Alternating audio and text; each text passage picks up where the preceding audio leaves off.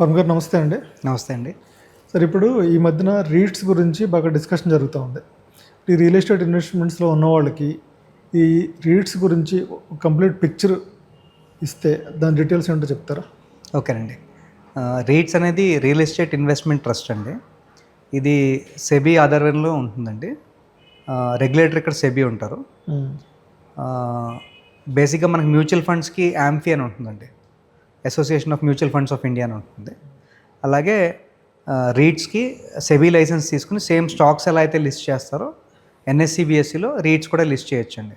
కాకపోతే దీనికి ప్రాపర్గా లైసెన్స్ తీసుకుని చేయాలి. సో దానికి క్వాలిఫైయింగ్ క్రైటీరియాస్ ఇవన్నీ ఉంటాయి. 2014లో ఫస్ట్ దీని డ్రాఫ్ట్ డాక్యుమెంట్ రాశారండి. 2019 నుంచి ఏప్రిల్ 1 నుంచి ఇండియాలో రీట్స్ స్టార్ట్ అయినాయండి. Blackstone, Brookfield 2 funds ఉన్నాయండి. బ్లాక్ స్టోన్ వాళ్ళవి 4 రీట్స్ ఉన్నాయండి. బ్రూక్ ఫీల్డ్ వాళ్ళది ఒక రీట్ ఉందండి ఇండియాలో. ఇవన్నీ కూడా ఇవాళ ఎన్ఎస్సి అండ్ బిఎస్సిలో లిస్టెడ్. రీట్స్లో ఎలా ఉంటుందంటేనండి, ఒక ఫండ్ ప్రాపర్గా రీట్ రేస్ చేసి ఎగ్జిస్టింగ్ అసెట్స్, రీట్స్లో రూల్స్ కూడా ఎలా ఉంటాయంటే రెంట్ ఈల్డింగ్ అసెట్స్లో మోర్ దెన్ 80% మనీ పెట్టాలండి. రెంట్ లేని అసెట్లో లేకపోతే అండర్ కన్స్ట్రక్షన్ అసెట్లో వాళ్ళు ఇన్వెస్ట్ చేయడానికి ఉంటుందండి. సో అసలు రీట్స్ అనేది ఎందుకు తీసుకొచ్చారు, ఆ పర్పస్ చెప్పండి. ఓకే, పర్పస్ ఆఫ్ రీట్స్ ఏంటంటేనండి, ఒక మధ్యతరగతి వాడు, ఒక సామాన్యుడు వెళ్ళి ఒక పెద్ద అసెట్ అందులో ఆయన పెట్టుబడి పెట్టాలి అంటే అవకాశం లేకుండా ఆ మార్కెట్ ఆపరేట్ అవుతుందండి. అంటే ఇప్పుడు మీరు పెద్ద బిల్డింగ్స్, కాగ్నిజెంట్, పోలారిస్, మైక్రోసాఫ్ట్, ఈ పెద్ద పెద్ద బిల్డింగ్లు చూస్తాం. అది నిజంగా ఎవరైనా అద్దెకిచ్చి ఉండుంటే మీరు నేను వెళ్ళి అందులో కొనాలి అంటే అది మనకి ఎంట్రీ లేని అసెట్ అయిపోయింది. అలాగే మాల్లు, మల్టీప్లెక్స్లు, వేర్ హౌస్లు ఇవన్నీ ఏమైపోతుందంటే పెద్ద క్యాపిటల్ ఇన్వెస్ట్మెంట్ ఉన్న వాళ్ళు మాత్రమే చేయగలిగే పరిస్థితికి వెళ్ళిపోయింది. అందుకు 2 రకాల రిక్వైర్మెంట్స్ ఉన్నాయండి రీట్స్ రావడానికి. ఒకటేమో నాకు కోరిక ఉంది, ఒక మాల్లో నాకు ఎంతో కొంత, నా దగ్గర ₹1,00,00,000 ఉంది కానీ నాకు ఎంతో కొంత స్పేస్ అందులో ఉంటే మంచి రెంట్ వచ్చి ఉండేది కదా అన్నది నా ఆలోచన అనుకోండి. నేను ఎంటర్ అవ్వలేను, ఎందుకంటే అన్నిటికన్నా స్మాలెస్ట్ రీటైల్ షాప్ అందులో అమ్మినా సరే అదే 7 crores 8 crores ఉందనుకోండి, లేదా 5 crores ఉందనుకోండి, నేను ఎంటర్ అవ్వలేను. దీనికి మార్కెట్లో ఏం చేసేవాళ్ళంటే అన్డివైడెడ్ ఏరియాల కింద కొంతమంది డెవలపర్స్ అమ్మడం మొదలుపెట్టారు మధ్యలో. అది కరెక్ట్ కాదు వాస్తవంగా అయితే. కాకపోతే ఆయన ఒక షాప్ ఒకళ్ళు అమ్మడం అట్లా చేసేవారు కాదండి. అంటే ఈ ఫ్లోర్ ప్లేట్ మొత్తం కలిపి 30,000 SFT ఉందనుకోండి, నేను 1000 SFT లెక్కన యూనిట్ మీరు కావాలంటే 30 మంది కొనుక్కుంటారు, 15 మంది కొనుక్కుంటారు, మీరు అందరూ కలిపి ఇది కొనుక్కోవచ్చు. కామన్ సింగిల్ డాక్యుమెంట్ రిజిస్ట్రేషన్ చేస్తాను మీ అందరికి కలిపి. వచ్చిన రెంట్ నేను మేనేజ్ చేసి ఆపరేటింగ్ ఎక్స్పెన్సులు తీసేసిన తర్వాత నేను మీ అందరికీ డిస్ట్రిబ్యూట్ చేస్తానని చెప్పి చేసేవారు. అది దానికి అడ్మినిస్ట్రేటర్ లేరు, రేపు పొద్దున ఇచ్చే వాళ్ళ టైంకి ఇవ్వకపోయినా మధ్యలో ఉన్న ఎవరైతే రెంట్ డిస్ట్రిబ్యూట్ చేస్తానన్నాలో ఈ అన్నిటికీ కూడా రెగ్యులేటర్ లేని పరిస్థితి చూసిన తర్వాత దీన్ని స్ట్రక్చర్డ్గా చేయడానికి ఒక రిక్వైర్మెంట్, అంటే మార్కెట్లో ఒక రిక్వైర్మెంట్ ఉంది. చిన్న ఇన్వెస్టర్ కూడా పెద్ద అసెట్లో భాగం చేసుకోవాలనుకుంటున్నారు అనేది ఒక రిక్వైర్మెంట్ అండి. అలాగే మ్యూచువల్ ఫండ్స్లో ప్రైవేట్ ఈక్విటీ ఫండ్స్ ఉంటాయండి. ప్రైవేట్ ఈక్విటీ ఫండ్స్ ఏం చేసేవంటే అండర్ కన్స్ట్రక్షన్, అర్లీ స్టేజ్ వాళ్ళు డబ్బులు ఇచ్చి పెద్ద పెద్ద అసెట్స్ కట్టించేవారండి. ఇప్పుడు వాళ్ళు 7 years 8 years అని చెప్పి డబ్బులు తీసుకొస్తారు. అది కూడా మ్యూచువల్ ఫండ్ టైపే, దానికి కూడా 7 years 8 years తర్వాత అసలు ఇన్వెస్టర్ డబ్బులు తిరిగి ఇచ్చేయాలి. వాళ్ళకు లైఫ్ సైకిల్ ఉంది, మొత్తం ఇచ్చేయాలి, మ్యాండేటరీ ఎగ్జిట్ అవ్వాలి ఫండ్. అప్పుడు ఏమవుతుంది, 7 years అయిపోయింది, ఇప్పుడు నేను అమ్మాలి అనుకుంటే ఇంకో కొనుగోలుదారుడు కూడా రావాలి కదా నాకు, I need a buyer there. So అలాంటప్పుడు వాళ్ళకు కూడా ఏమనిపించింది అంటే నేను ఎసెట్ బిల్డ్ చేశాను, అది టైంకి కన్స్ట్రక్షన్ కూడా అయిపోయింది, ఇప్పుడు రహేజా ఐటీ స్పేస్ ఉందండి. స్టార్టింగ్లో గవర్నమెంట్ ల్యాండ్ అలాట్ చేసి మరీ వెల్కమ్ చేసింది దాన్ని. తర్వాత ఆ ఏరియాకి చాలా డిమాండ్ పెరిగింది, తర్వాత దాని ఆక్యుపెన్సీ పెరిగింది, తర్వాత దాని అసెట్ వాల్యూ పెరిగింది. ఇప్పుడు అది అమ్మాలనుకున్నారు, సపోజ్ రహేజా వాళ్ళు అమ్మాలి అనుకున్నప్పుడు ఒక పెద్ద ఇన్వెస్టర్ని తీసుకొచ్చినప్పుడు నెగోసియేషన్ కూడా అదే రేంజ్లో ఉంటుంది. అదే చాలామంది చిన్న వాళ్ళకి ఓపెన్ అయింది అనుకోండి, అది అప్పుడు వాళ్ళకు కూడా ₹2 ఎక్కువ వస్తుంది. అప్పుడు రహేజా వాళ్ళు, బ్లాక్ స్టోన్ వాళ్ళు వచ్చి రహేజా మొత్తం ఎంతైతే క్యాంపస్ ఉందో అది మొత్తం మేము రీట్ కింద తీసుకెళ్తాం, అలాగే మా అసెట్స్ కూడా చిన్న ఇన్వెస్ట్ చేసినవి ఉన్నాయి, సో ఇది మొత్తం కలిపి మేము ఇంతకు బేరం చేస్తాం అని చెప్పి ఫస్ట్ బ్లాక్ స్టోన్ వాళ్ళు ఒక రీట్ ఫామ్ చేసి ఆ రీట్ వచ్చి ఈ ఎస్పీవీని కొని వీళ్ళందరూ కలిపి ఎగ్జిట్ అవ్వడానికి వాళ్ళు కూడా అవకాశం పుట్టింది. ఇప్పుడు లేకపోతే ఏమయ్యేదంటే నిజంగా బ్లాక్ స్టోనో లేకపోతే రహేజానో ఎగ్జిట్ అవ్వాలంటే వాళ్ళు ఇంకో పెద్ద ఇన్వెస్టర్ని ఎత్తుకోవాల్సిన పరిస్థితి ఉండేది. సో ఇది ఇద్దరికి కూడా మంచి అయింది. చిన్న ఇన్వెస్టర్కి ఎంటర్ అవ్వడానికి అవకాశం పుట్టింది, పెద్ద ఇన్వెస్టర్స్కి ఎగ్జిట్ అయ్యేదానికి ఇంకో మార్గం పుట్టింది.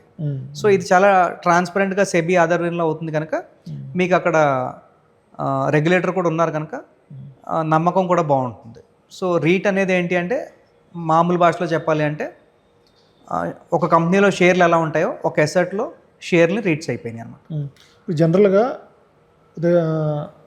జనరల్గా రిటైల్ ఇన్వెస్టర్ ఇప్పుడు నాలాంటోడో ఎవరన్నా ₹1,00,000 ఎంత పెడదాం అనుకుంటే 10,000 ఎంత పెడదాం అనుకుంటే నేను ఎక్స్పెక్ట్ చేసేది ఏం పెడతా, నేను జనరల్గా ఏం చేస్తున్నా రియల్ ఎస్టేట్లో ఎక్కడో సైట్ కొనడం, లేకపోతే ఫ్రెండ్స్తో కలిసి ఏదో కొనడం, లేకపోతే లోన్ తీసుకునేది ఫ్లాట్ కొనడం, రియల్ ఎస్టేట్లో ఇన్వెస్ట్ చేస్తాను. అది కాదని దీంట్లోకి రావాలి అంటే రిటర్న్స్ కూడా ఎక్స్పెక్ట్ చేస్తా. దీంట్లో రిటర్న్స్ ఎలా ఉంటాయి, ఇప్పటివరకు ఏదైతే ఉన్న రేట్స్లో రిటర్న్స్ ఎలా ఉన్నాయి, ఎంతవరకు నేను ఎక్స్పెక్ట్ చేయొచ్చు? ఓకే, ఈ ప్రశ్నకు సమాధానం చెప్పే ముందు దీని అండర్లైంగ్ ఇంకో ప్రశ్నకు సమాధానం చెప్పాలండి. రిటర్న్స్ ఎప్పుడు కూడా రిస్క్ అండ్ రివార్డ్ రేషియో అంటారండి. సో మనం 3 పారామీటర్స్ మీద అన్ని ఇన్వెస్ట్మెంట్స్ నడుస్తాయండి. ఒకదాని లిక్విడిటీ అంటాం, ఒకదాని రిస్క్ అంటాం, ఒకదాని రివార్డ్ అంటాం. లిక్విడిటీ అంటే మనం ఎంత ఫాస్ట్గా మనకు అవసరం అయితే దీన్ని అమ్మేసుకోగలం. ఇప్పుడు బంగారం ఉంది, నాకు ఇవాళ అవసరం, తీసుకెళ్తే స్పాట్లో అమ్మేసుకోగలను, దానికి రేట్ ఉంది. మ్యూచువల్ ఫండ్, నేను ఇవాళ అమ్ముకుందాం అనుకున్నాను, నేను ఇవాళ అమ్మితే నాకు సాయంత్రానికో రేపు పొద్దునకో డబ్బులు వచ్చేస్తాయి. షేర్లు ఉన్నాయి, నేను ఇవాళ అమ్మితే రేపటికల్లా నా డబ్బులు వచ్చేస్తాయి నా అకౌంట్లోకి, డీమ్యాట్లోకి. సో ఇలా ప్రతిదానికి లిక్విడిటీ అంటారండి. అలాగే రిస్క్, బంగారం కొంటే అన్నిటికన్నా తక్కువ రిస్క్ అన్నది మనకు ఒక బిలీఫ్ సిస్టమ్. ఎందుకంటే ఎక్కువ సంవత్సరాలు హోల్డ్ చేసే కొద్దీ గ్రాడ్యువల్గా పెరిగిన అసెట్స్లో బంగారం with very great track record కనిపిస్తుంది మనకి. అలానే బంగారం రేటు తగ్గదా అంటే షార్ట్ టర్మ్లో అప్పుడప్పుడు తగ్గుతూ ఉంటుంది. సో అసలంటూ బంగారంలో కొంచెం రిస్క్ ఉంది, కానీ అయినా ఎందుకు పెడతామంటే లిక్విడిటీ చాలా బాగున్నందుకు పెడతాం. సో ఇందులో రివార్డ్ అనేది ఏంటి, మనకు వచ్చే రిటర్న్స్. బంగారంలో సాధారణంగా ఏడాదికి మీరు చూస్తే 7 to 8% నుంచి 11% మధ్యలో ఫ్లక్చుయేట్ అవుతూ రిటర్న్స్ ఇస్తూ పోయింది. యావరేజ్గా 6% తక్కువ పెరిగిన సంవత్సరాలు చాలా తక్కువగా కనిపిస్తాయి మీకు. సో అందుకు బంగారం అనగానే మనందరికీ ఎందుకు ఇష్టము గౌరవం అంటే, ఒకటి అవసరం అయితే అమ్ముకోవచ్చు, వెంటనే డబ్బులు వస్తాయి. 2 అసలంటూ అందులో రిటర్న్స్ బాగానే వస్తాయి. 3 అది నా దగ్గర ఎన్ని డబ్బులు ఉంటే అంతకే కొనుక్కోవచ్చు నేను. సేమ్ మ్యూచువల్ ఫండ్ కొంచెం లిక్విడిటీ 1 day డిఫరెన్స్లో వస్తుంది. కొంచెం ఎక్కువ రిస్క్ తీసుకున్నాను బంగారం కన్నా, గోల్డ్తో కంపేర్ చేస్తే కొంచెం రిస్క్ ఎక్కువ తీసుకున్నాను. అందులో కూడా మళ్ళీ డెట్ ఫండ్స్, లిక్విడ్ ఫండ్స్ అని ఉంటాయి. అందులో గోల్డ్ ఈక్వలెంట్ రిస్కే తీసుకుంటున్నారు మీరు. కానీ డెట్ ఫండ్స్లో కూడా అందరూ మర్చిపోయేది ఏంటంటే 80% డెట్ ఉంటే 20% అందులో కూడా ఈక్విటీ ఎక్స్పోజర్ ఉంటుందండి. సో అందులో కూడా కొంచెం ఫ్లక్చుయేట్ అప్పుడప్పుడు, చాలా రేర్గా, కానీ హెవీ మార్కెట్ ఫాల్ అయినప్పుడు డెట్ ఫండ్ కూడా కొంచెం నెగిటివ్ వెళ్తుందండి. అసలు వెళ్ళకుండా ఉండదు. లిక్విడ్ ఫండ్ అంటే only deposits, bank to bank transactions, వీటి మీదే ఇన్వెస్ట్ చేస్తారు. అందులో అసలు ఎప్పుడు డబ్బులు పోవండి. సో లిక్విడ్ ఫండ్స్ అన్నిటికన్నా తక్కువ రిటర్న్స్ వస్తాయి, డెట్ ఫండ్స్ కొంచెం ఎక్కువ వస్తాయి.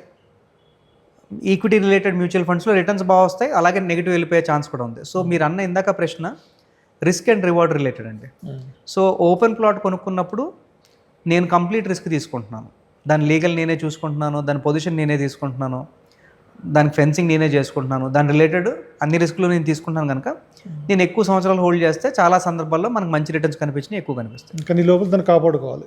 ఒకటి, దాన్ని ఫిజికల్గా కాపాడుకోవాలి. 2 డాక్యుమెంట్ పరంగా కాపాడుకోవాలి. 3 నా సైజ్ ఆఫ్ ఇన్వెస్ట్మెంట్ కూడా ఎక్కువ. దాని ట్యాక్స్ రిలేటెడ్ కూడా చాలా తక్కువ సార్లు అంతా వైట్ పెట్టుకున్నారన్నది వినిపిస్తూ ఉంటుంది మనకి. So there are multiple entry barriers while you enter into a plot. Same అదే మీరు అగ్రికల్చర్ ల్యాండ్ తీసుకున్నారు, పొలాలు ఊరు దగ్గరికి వచ్చేటప్పటికి వెంటనే సిటీ గ్రో అయినందుకు అది ఎకరాల నుంచి గజాల్లోకి, గజాల నుంచి స్క్వేర్ ఫీట్లోకి మారిపోయే సందర్భంలో హైయెస్ట్ రిటర్న్స్ చూస్తాం.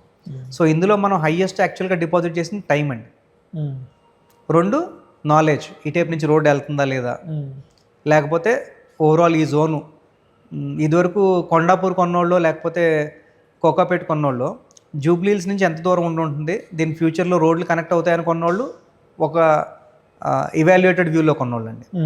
సరే అసలంటూ ఇది కాకపోతే నియరెస్ట్ మనం వెళ్ళాలంటే మనకు ఫామ్ హౌస్ ఎక్కడ ఉండాలి అనుకుని అన్నపూర్ణ స్టూడియోస్ వాళ్ళు కూడా ఎన్కన్వెన్షన్ కొన్నప్పుడు వాళ్ళ ఇంటి నుంచి నియరెస్ట్ పాయింట్ ఒకే లేక్ ఫేసింగ్ ఉంది, మన కనీసం రిసార్ట్కో దేనికో ఉంటుంది, మనకి వీకెండ్ హోమ్ పనికి వస్తుందని కొన్ని ఉన్నారనుకోండి. అది ఏమైంది, రేపు పొద్దున ఫస్ట్ సిటీ ఎక్స్పాన్షన్లో ఫస్ట్ బెనిఫిట్ వాళ్ళకి వచ్చింది. నెక్స్ట్ అక్కడి నుంచి ఇంకొంచెం దూరం వెళ్ళి కోకాపేట కొన్న వాళ్ళు ఉన్నారనుకోండి, అల్లు స్టూడియోస్ కోకాపేట కొన్నప్పుడు నిజంగా కూడా కోకాపేట కొన్న వాళ్ళందరినీ అందరూ డిస్కరేజ్ చేసి ఉంటారు. ఎందుకంటే అక్కడ వ్యవసాయం పండదు, మొత్తం అంతా రాయ రప్ప. కాకపోతే సిటీకి నియరెస్ట్ ప్రాక్సిమిటీలో ఉంది కదా, అసలంటూ కొని పెట్టుకున్న వాళ్ళు రేపు ఏదో ఒకటి అవుతుందని విజన్తో కొన్న వాళ్ళకి రిటర్న్స్ వచ్చినాయి. నెక్స్ట్ మనం ఇంకా ముందుకు వెళ్ళిపోయాం అనుకోండి, గండిపేట అసలు అవుట్స్కర్ట్స్ కింద చూసేవారు. సో ఎప్పుడు కూడా సిటీ పెరిఫెరీ మార్కెట్లో ఎకరాల లెక్కన కొనుక్కునో అలా ఉన్న వాళ్ళకి ఎక్కువ ఇయర్స్ హోల్డ్ చేయగలిగితే రిటర్న్ వస్తుంది. అది మీరు హైదరాబాద్ ఎగ్జాంపుల్ ఎక్కర్లేదండి, మీరు ఇదే ఎగ్జాంపుల్ విజయవాడకి వేసుకోవచ్చు, ఇదే ఎగ్జాంపుల్ కరీంనగర్కి వేసుకోవచ్చు. ఆల్మోస్ట్ సిటీ పెరిఫెరీ అనుకుని ఉన్న ఒక 4 yearsలో ఈ టైప్ మనకి డెవలప్ అవ్వచ్చు అనుకున్న ప్రతి ల్యాండ్ కూడా డెఫినెట్గా రిటర్న్స్ ఇస్తుందండి.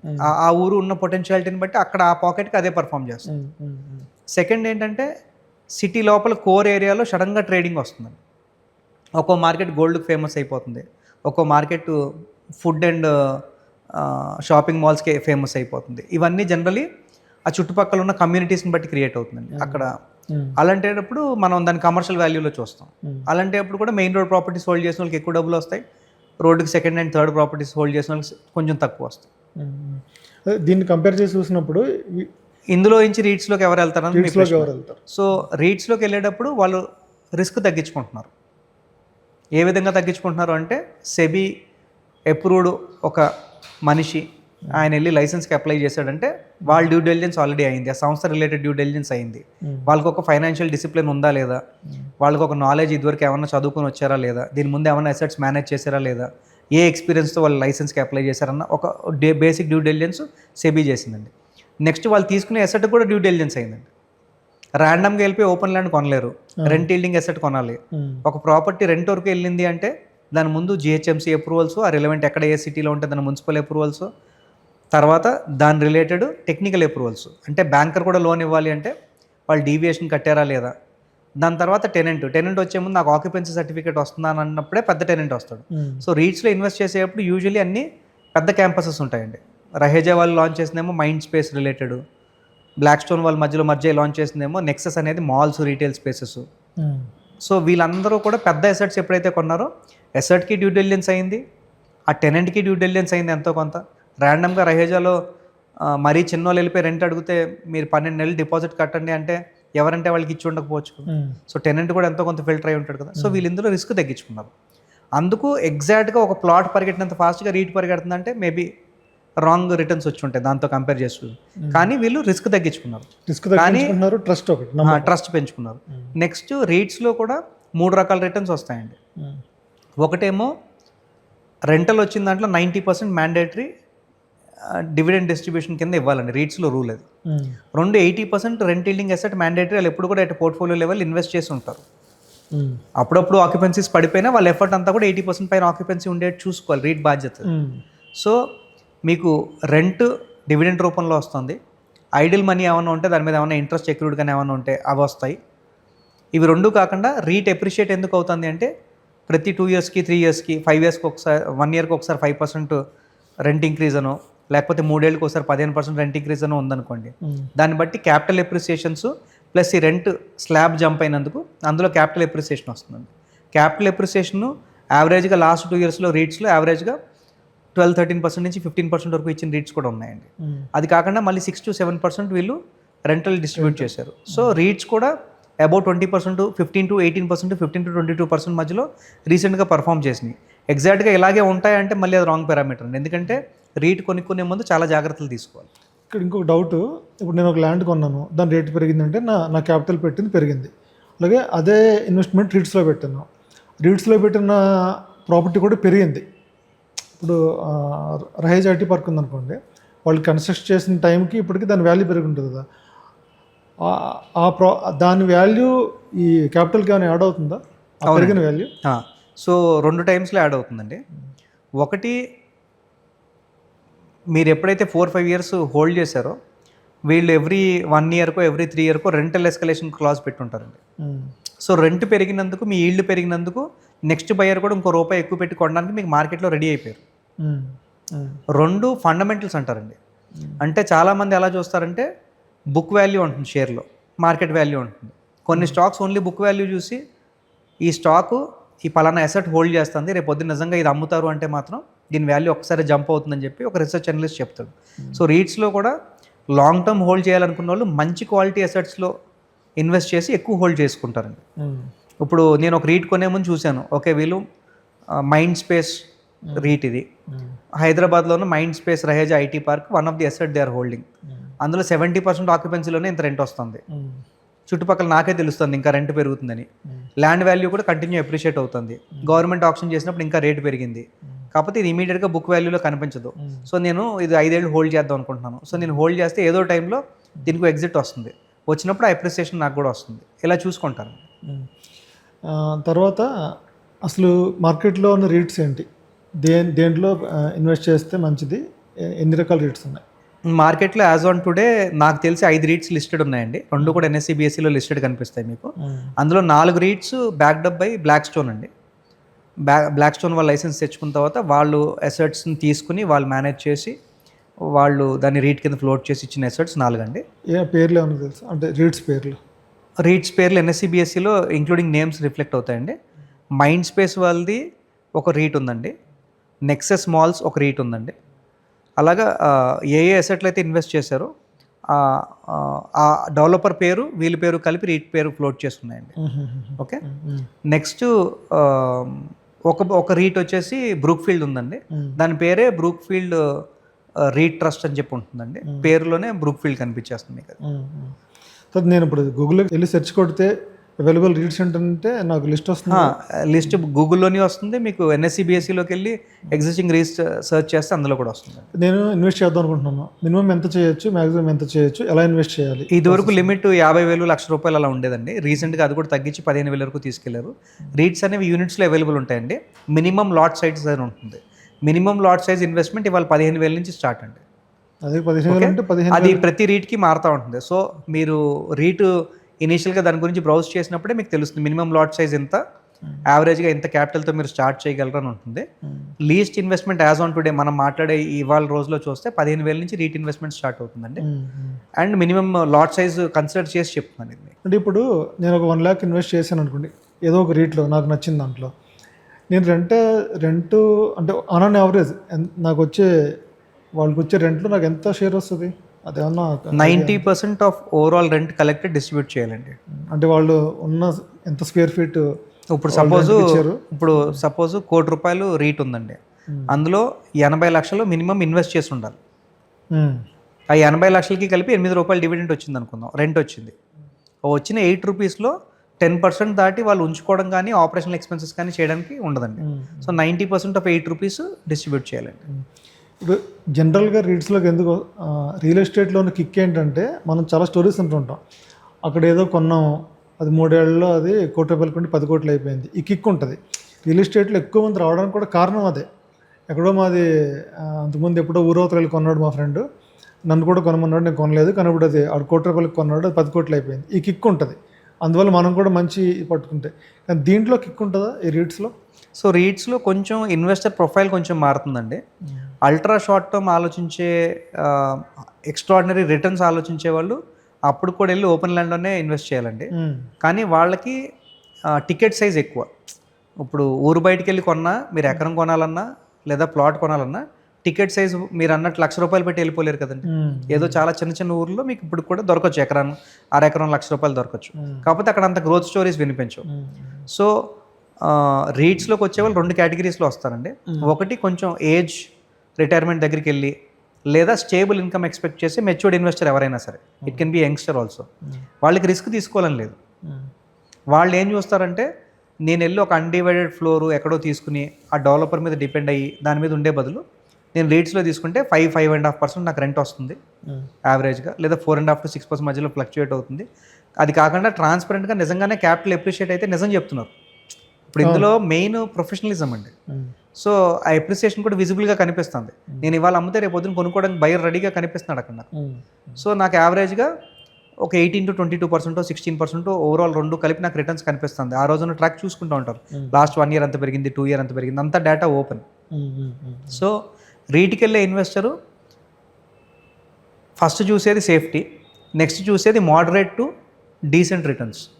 ఎక్స్ట్రాడినరీ రిటర్న్స్ రీట్స్లో రాదు అని ఏం రూల్ లేదండి. కాకపోతే వచ్చే అవకాశాలు ఎందుకు లిమిట్ అవుతాయంటే, అది అద్దె ఇచ్చే అసెట్ అయితే కానీ ఫస్ట్ రీట్స్లో డబ్బులు పెట్టనివ్వరు. సో రెంట్ ఇచ్చే బిల్డింగ్ ఎవరో కూడా డెస్పరేట్గా అమ్మరండి. అందుకు రీట్స్లో మోడరేట్ రిటర్న్సే యూజువల్గా కనిపిస్తాం. దీని ఒక ప్యాసివ్ ఇన్కమ్ కింద కన్వర్ట్ చేసుకోవచ్చా? అంటే మనం definitely one of the best passive investments అండి. ఇవాళ రీట్స్లోకి అన్ఫార్చునేట్లీ రియల్ ఎస్టేట్లో ఒక రెంట్ ఈల్డింగ్ అపార్ట్మెంట్కి, రెసిడెన్షియల్ అపార్ట్మెంట్ కొని 4% రెంట్ ఇచ్చి అసెట్లో కూడా ఇన్వెస్ట్ చేస్తున్నారు. అందులో మళ్ళీ ఇంటీరియర్స్ కూడా చేయించి దానికి మళ్ళీ ఓ మనిషి రెంట్ కలెక్ట్ చేయాలి, ట్యాక్స్ కట్టాలి, వాళ్ళ దగ్గరికి వెళ్ళి ఏమైనా రిపేర్స్ మెయింటెనెన్స్ ఉంటే ఇంకో మనిషి హెడ్ ఏకో న్యూసెన్స్ ఇన్ని ఉన్నాయి. రీట్స్లో ఇవేమీ లేవు. దాని రిటర్న్స్ అట్లీస్ట్ రెసిడెన్షియల్ అపార్ట్మెంట్ మీద బాగుంది. ఇది మెల్లమెల్లగా ఎప్పుడైతే పబ్లిక్ అర్థమవుతుందో రీట్స్ కూడా అప్పుడు ఓవర్ ప్రైస్ అయిపోతాయండి. అప్పుడు ఏమైపోద్ది అంటే రెంట్ ఈల్డ్ ఇంకా తగ్గిపోవచ్చు. ఎందుకు అంటే రీట్ లాంచ్ చేసిన 100 రూపాయలకి మీరు వెళ్ళి 120 రూపాయలు కొనేస్తున్నారు వాళ్ళు. ఎందుకంటే 120 అయినా పర్లేదు, నాకు 100 రూపీస్ మీద 6 రూపీస్ ఇచ్చినా, 120 మీద 6 రూపీస్ ఇచ్చినా నాకు ఆ సేఫ్టీ కావాలనుకుంటే అప్పుడు రీట్ ఓవర్ ప్రైస్కి ట్రేడ్ అవ్వడం స్టార్ట్ అయిపోద్ది. స్లోగా నాకు అర్థమయ్యి నెంబర్ ఆఫ్ రీట్స్ వాల్యూమ్ కన్సిడరబుల్గా పెరగకపోతే, ఇన్వెస్టర్ అవేర్నెస్ కంటిన్యూ పెరుగుతూ వెళ్ళిపోతే మార్కెట్లో ఇలాగే ఇబ్బందులు కొనసాగుతాయి. ఏంటి, రెంట్ ఇవ్వాలంటే ఒక ఇబ్బంది, కలెక్ట్ చేయాలంటే ఒక ఇబ్బంది, రేపొద్దున మెయింటెనెన్స్ రిలేటెడ్ ఇంకో ఇబ్బంది. ఎందుకంటే నెక్స్ట్ జనరేషన్ మనలాగా ఆలోచించట్లేదండి. నెక్స్ట్ జనరేషన్కి అన్నీ కూడా ఈజీ గో కావాలి. ఇప్పుడు మీరు మీ మనవాడికి పిలిచి ఒక ఎసెట్ ఇవ్వాలనుకున్న దానికి, మీ కొడుకు పిలిచి ఒక ఎసెట్ ఇవ్వాలనుకున్న దానికి ఆలోచన మారిపోతుంది. ఎందుకంటే మనవడు కొడుకు మధ్యలో డిఫరెన్స్ మీరు ఆ జనరేషన్లో జస్ట్ వాళ్ళ అప్రోచ్ని చూస్తేనే వాళ్ళకి ఇంకా సింప్లిఫైడ్ ఫామ్లో చాలా మోడర్న్ ఫార్మాట్లో ఇవ్వాలన్నది మీ మనవడి రిక్వైర్మెంట్ అండి. మీ అబ్బాయి వరకు కనీసం మీరు ఇస్తే దాన్ని కొంచెం మేనేజ్ చేస్తారని నమ్మకం మీకు ఉంటుంది. సో వెళ్ళే కొద్దీ people will move more towards more easy, transferable, more transparent systems, more accountability and easy to operate assets. Sir, ఇప్పుడు 1 కోటి రూపాయలు పెట్టి ఒక ఫ్లాట్ కొంటున్నారు. దానికి ఇప్పుడున్న హైదరాబాద్లో మార్కెట్ వాల్యూ 25,000 నుంచి 35,000 మధ్యలో ఏరియాని బట్టి రెంట్ వస్తుంది. ప్లస్ నా పెట్టిన క్యాపిటల్ కూడా పెరుగుతూ ఉంటుంది ఇయర్ ఆన్ ఇయర్. దీన్ని కంపారిటివ్లో అదే 1 కోటి రూపాయలని నేను రీట్స్లో ఇన్వెస్ట్ చేస్తే రెండిట్లో ఏది బెటర్ ఇన్వెస్ట్మెంట్ అవుతుంది? ఇందాకని చెప్పాను కదండి, మీరు అయితే రిస్క్ తగ్గించుకోవాలి. అప్పుడు రీట్లో కొంచెం రిటర్న్స్ కూడా స్లైట్లీ లోవర్ ఉంటుంది, కానీ కన్సిడరబుల్గా సేఫ్గా వస్తుంది. లేదు, మీకు మీ నాలెడ్జ్ మీద, ఆ మార్కెట్ మీద, మీరు ఇన్వెస్ట్ చేయబోయే అసెట్ మీద మీకు నమ్మకం ఎక్కువ ఉంది, అప్పుడు మీరు వెళ్ళి అదే చేయాలి. ఇప్పుడు I'm speaking about 2 different categories అండి. ఒకటే మనిషి నిజంగానే నాకు ఇవాళ శంషాబాద్ అన్న లొకేషన్లో ఒక కొత్త 100 ఫీట్ రోడ్డు పడుతుంది, లేదా తుక్కుగూడ నుంచి ఒక కొత్త రోడ్డు. నేను ల్యాండ్ అనట్లా, అపార్ట్మెంట్ ఫ్లాట్ కొంటున్నా, కుట్టపల్లి ఫ్లాట్ కొంటున్నా. ఓకే, ఆ ఫ్లాట్ మీద నాకు రిస్క్ ఉండదు, ఎందుకంటే ఆల్రెడీ దానికి అన్ని పర్మిషన్స్ తీసుకుని కడతారు కాబట్టి. ఓకే, రెసిడెన్షియల్ ఫ్లాట్ అండి, రెసిడెన్షియల్ ఫ్లాట్ లేదా కమర్షియల్ ఏదో. ఓకే, ఈ రెంట్ వచ్చేది. ఓకే, మీద రెంట్ వస్తుంది, ప్లస్ క్యాపిటల్ ఎంతో కొంత గెయిన్ అవుతూ ఉంటుంది. అవునండి. కంపారిటివ్లీ ఇదే 1 కోటి రూపాయలు తీసుకెళ్ళి నేను రీట్స్లో పెడితే ఏది బెటర్ ఇన్వెస్ట్మెంట్ అని మీరు చెప్తారు? ఓకే, ఒకటి మీ ఫ్లాట్ మీ లెక్క ప్రకారం ఆ ఏరియాలో నెక్స్ట్ 2 ఇయర్స్ 3 ఇయర్స్ ఏం రేట్ పెరుగుతుందని మీకు ఒక ఫీడ్బ్యాక్ ఉంటుంది. అది లేదే మీరు వెళ్ళి అక్కడ నెగోషియేట్ చేయరు. సో అమీర్పేటలో 1 కోటి రూపాయల ఫ్లాట్, మాదాపూర్లో 1 కోటి రూపాయల ఫ్లాట్, కుక్కడపల్లిలో 1 కోటి రూపాయల ఫ్లాట్, ఉప్పల్లో 1 కోటి రూపాయల ఫ్లాట్, ప్రతి చోట మీ మైండ్లో రిటర్న్ ఎక్కువ తక్కువ ఫ్లక్చువేట్ అయిందండి. దాన్ని కాన్ఫిడెన్స్ అంటాం, మీ బిలీఫ్ సిస్టమ్ అది. సో రీట్స్లో ఏంటంటే ఈ బిలీఫ్ సిస్టమ్ ఇలా గెస్ వర్క్ ఉండదు. లాస్ట్ 2 ఇయర్స్ యావరేజ్గా ఇలా పెరిగింది, నెక్స్ట్ 5 ఇయర్స్కి ఇదే కస్టమర్ లాకిన్ అయి ఉన్నారు, వీళ్ళు యావరేజ్గా రెంట్ ఎంత పెరుగుతుంది, సో కనీసం ఎంత అయితే పెరుగుతుంది అన్న నమ్మకం రీట్స్లో ఉంటుందండి. మినిమం గ్యారంటీ అంటాం కదా, సో అది రీట్స్లో ఎక్కువ కనిపిస్తుందండి. కానీ ఒకవేళ మీ కాన్ఫిడెన్స్ ఇది మాదాపూరు, ఇది శంషాబాదు, ఇది నా దృష్టి ప్రకారం ఇంకొక 3 రెట్లు పెరుగుతుంది 5 ఏళ్ళలో అన్న కాన్ఫిడెన్స్ మీకు ఉంటే, రీట్లో ఆ మల్టిప్లేయర్ మీరు గెస్ చేయాలంటే ఓన్లీ ఫండమెంటల్ బేసిస్ ఉంటాయి. రెంట్ ఎంత పెరగచ్చు, ఈ ఎసెట్ అనుకోకుండా శంషాబాద్లోనే ఉంది, అప్పుడు మీరే అంటారు నేను శంషాబాద్లో ఇండివిజువల్గా అపార్ట్మెంట్ కొనే బదులు రీట్ త్రూ కొంటే న్యూసెన్స్ తక్కువ. అదే శంషాబాదు, ఇది శంషాబాదు, సో రెండు కూడా గ్రోత్ పారామీటర్ సిమిలర్ ఉన్నాయి. రీట్స్లో ఆపరేషనల్ కాస్ట్, ట్యాక్సెస్ కొంచెం ఎక్కువ ఉంటాయి కనుక నాకు మామూలుగా 100% రిటర్న్ వస్తే ఇందులో మేబీ 90% వస్తుందేమో. 90% వచ్చినా నాకు న్యూసెన్స్ లేదు, ఇది తీసుకుందామా, లేకపోతే ఫుల్ బెట్ కట్టి 100% అది తీసుకుందాం అన్న కాల్లోకి వెళ్తారండి. రీట్స్లో బెస్ట్ అడ్వాంటేజ్ మీరు ఎగ్జాక్ట్గా ఏ అసెట్లో ఇన్వెస్ట్ చేస్తున్నారో మీరు చూసుకోవచ్చు. మ్యూచువల్ ఫండ్లో ఇన్వెస్ట్ చేసేటప్పుడు చాలా తక్కువ మంది వెళ్ళి లాస్ట్ ఏ షేర్లో ఇన్వెస్ట్ చేశారన్నది చూస్తారండి. రీట్స్లో అసలు ఫస్ట్ చూసేదే వాళ్ళు ఏమేమి కలిపిస్తున్నారు మనకి. 2 నిజంగా 1 కోటి రూపాయలు ఉంటే సింగిల్ అసెట్ అయితే ఈ కాల్ అండి. అదే నా దగ్గర 50 లక్షలే ఉన్నాయనుకోండి, అప్పుడు నా దగ్గర రీట్స్కి ఎంట్రీ అయినా ఉంది. అదే మీరు అన్న దాంట్లో అయితే ఇంకో పార్ట్నర్ని ఎత్తుకుని, ఇంకో ఫ్రెండ్ని ఎత్తుకుని, కజిన్ ఎత్తుకుని వెళ్ళాలి. ప్లస్ నాకు దీంట్లో రీట్స్లో కనిపిస్తున్న ఇంకో పెద్ద ప్లస్ పాయింట్ ఏంటంటే మీకు ఎప్పుడు డబ్బులు కావాలంటే ఎగ్జిట్ అయిపోవచ్చు కదా. రీట్స్లో మీరు అదొకటి పూర్తిగా ఎగ్జిట్ కూడా అవ్వక్కర్లేదండి. మీకు ఇవాళ రిక్వైర్మెంట్ మినిమం లాట్ సైజ్ అంతే ఉంది, మీరు అంతే ఎగ్జిట్ అవ్వచ్చు. సో రీట్లో ఉన్న అడ్వాంటేజ్ ఎగ్జిట్స్ అండి. తర్వాత ఇవన్నీ బాగానే ఉంది, రిస్క్లే ఉన్నాయి దీంట్లో. ఒకటి ఆక్యుపెన్సీ తగ్గిపోవచ్చు అండి. ఇప్పుడు మనం ఇవాళ ఎంటర్ అయ్యాం, ఒక రీట్ చూసుకున్నాం, for whatever reason market బాగాలేనందుకో ఆ కంపెనీ పరిస్థితి బాగాలేనందుకో ఆ టెనెంట్ ఖాళీ చేస్తున్నాడు అనుకోండి సపోజ్. సో ఒకటి వేకెన్సీ లెవెల్స్ పెరగచ్చు, సో రెంట్ కొంచెం తగ్గచ్చు. రెండు ఓవరాల్ మార్కెటే స్లో డౌన్ అయిపోయింది, సో అందరూ రీనెగోషియేట్ చేశారు కోవిడ్ టైంలో. కోవిడ్ లాంటిది ఏదో వచ్చిందండి, ఎక్స్ట్రీమ్ కండిషన్, ఎక్స్ట్రీమ్ సిచ్యువేషన్స్. అంతేగాని ప్రిన్సిపల్ పడిపోవడం, లేకపోతే మనం కొన్న తర్వాత టైటిల్లో డ్యూ డెలిజెన్స్ అప్పుడు ఫెయిల్ అవడం, ఇలాంటి ఛాన్సెస్ చాలా రిమోట్ అండి. ఎందుకంటే వీళ్ళందరూ పాపం బిల్డింగ్ రెడీ అయ్యి అందులో టెనెంట్ వచ్చి ఆక్యుపెన్సీ వచ్చిన తర్వాత ఇన్వెస్ట్ చేసే అసెట్స్, సో రిస్క్ బాగా తక్కువ. రెండు ట్యాక్స్ యాంగిల్ అండి, క్యాపిటల్ గెయిన్స్ ఉంటాయి, అవి షార్ట్ టర్మ్ లాంగ్ టర్మ్ ఉంటాయి. అది ఏ రోజుకి ఆ రోజు మీరు ట్యాక్స్ రూల్స్ చూసి రేట్స్లో ఇన్వెస్ట్ చేయాలండి. ఎందుకంటే కొన్నిసార్లు క్యాపిటల్ గెయిన్ టెన్యూర్ 2 years కొన్ని రోజులు ఉంచారు, తర్వాత 3 years చేశారు క్యాపిటల్ గెయిన్స్ని, తర్వాత కొన్ని రోజులు 12 months రిలేటెడ్ కొన్ని ఎగ్జామ్షన్స్ ఇచ్చారు. సో మీరు ఏ రోజైతే ఇన్వెస్ట్ చేస్తున్నారో ఆ రోజు ప్రకారం లాంగ్ టర్మ్ క్యాపిటల్ గెయిన్ ఇన్వెస్ట్మెంట్లో ఎంత ఉంది, షార్ట్ టర్మ్ క్యాపిటల్ గెయిన్ ఎంత ఉంది, ఆ ట్యాక్స్ కూడా ఫ్యాక్టర్ చేసుకుని అప్పుడు ఎంటర్ అవ్వండి అందులో. యూజువలీ ప్రాపర్టీతో ఈక్వలెంటే ఉంటాయండి అవి, ప్రాపర్టీ కన్నా ఎక్స్ట్రాడినరీగా ఏం డిఫరెంట్గా ఉండదు. పెద్ద రిస్క్ కన్సిడర్ చేయక్కర్లేదు, అంటే you have to factor everything before you enter. So మీరు ఫస్ట్ చెప్పింది కూడా, ఫస్ట్ పాయింట్ ఏమన్నారు,